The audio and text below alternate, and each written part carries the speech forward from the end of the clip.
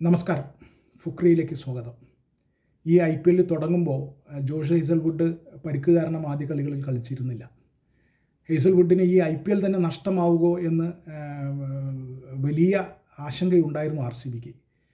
പക്ഷേ അദ്ദേഹം പിന്നീട് ചില കളികൾക്ക് ശേഷം തിരിച്ചു വന്ന് ഗംഭീരമായിട്ടാണ് അദ്ദേഹം ഈ IPLൽ പരിക്കിൽ നിന്ന് വരുന്ന ഒരു ബൗളറെ പോലെ അല്ല അദ്ദേഹം ബൗൾ ചെയ്തിട്ടുണ്ടായിരുന്നത്. എല്ലാ കളികളിലും അദ്ദേഹം നന്നായി പന്തെറിഞ്ഞു.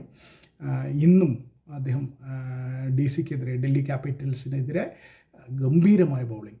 തുടക്കത്തിൽ ഒരു ഓപ്പണിംഗ് ബൗളർ എന്ന നിലയിൽ ലോക ക്രിക്കറ്റിൽ ഒരു ദശാബ്ദത്തിലധികമായി എല്ലാ ഫോർമാറ്റിലും ക്രിക്കറ്റിൻ്റെ എല്ലാ ഫോർമാറ്റിലും ടെസ്റ്റിലും ഏകദിനത്തിലും 2020-ലും അത്രയേറെ അപകടകാരിയായ ജോഷ് ഹേസൽവുഡ് എന്തുകൊണ്ടാണ് താൻ അത്രയേറെ അപകടകാരി എന്ന് ഇന്ന് വീണ്ടും തെളിയിച്ചു. അങ്ങനെയാണ് പറയേണ്ടത്.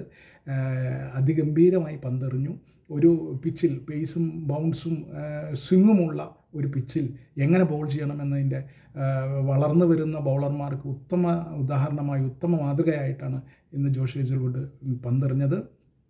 കഴിഞ്ഞ ആഷസിൽ പരിക്കേറ്റ ജോഷ് ഹേസൽവുഡിന് ഈ IPL നഷ്ടമാവുമോ? അങ്ങനെ നഷ്ടമായിരുന്നെങ്കിൽ കാണികൾക്ക് ആ വിരുന്ന് നഷ്ടമാവുമായിരുന്നു. അദ്ദേഹത്തിൻ്റെ ബൗളിംഗ് ഇത്രയും കൃത്യതയോടുകൂടി ഗ്ലെൻ മക്ഗ്രാത്തിനെ പോലെ ലൈനും ലെങ്ത്തും കൃത്യമായി പിടിച്ച് പന്തെറിയുന്ന അസാധാരണ ഓപ്പണിംഗ് ബൗളറായ ജോഷ് ഹേസൽവുഡ്, അദ്ദേഹം ഓസ്ട്രേലിയയ്ക്ക് ഒട്ടേറെ ഐതിഹാസിക വിജയങ്ങൾ നേടിക്കൊടുത്തിട്ടുള്ള ഒട്ടേറെ കിരീടങ്ങൾ ICC കിരീടങ്ങൾ അടക്കം നേടിക്കൊടുത്തിട്ടുള്ള ജോഷ് ഹേസൽവുഡ് ഇന്ന് RCBക്ക് വേണ്ടി അത്യുജ്വലമായി പന്തെറിഞ്ഞു. മറുവശത്ത് അദ്ദേഹത്തിൻ്റെ ബൗളിംഗ് പാർട്ട്ണറായ ഭുവനേശ്വർ കുമാറും ഗംഭീരമായി പന്തെറിഞ്ഞു. പരസ്പരം കൊടുത്തും വാങ്ങിയുമുള്ള ആ പന്തെറിയൽ ഗംഭീരമായിരുന്നു. ജോഷ് ഹേസൽവുഡ് ഒരിക്കൽ കൂടി താൻ ലോകത്തെ എല്ലാ ഫോർമാറ്റിലും ക്രിക്കറ്റിൻ്റെ എല്ലാ ഫോർമാറ്റിലും ഏറ്റവും അപകടകാരിയായ ബൗളറാണെന്ന് അദ്ദേഹം ഒരിക്കൽ കൂടി തെളിയിച്ചു.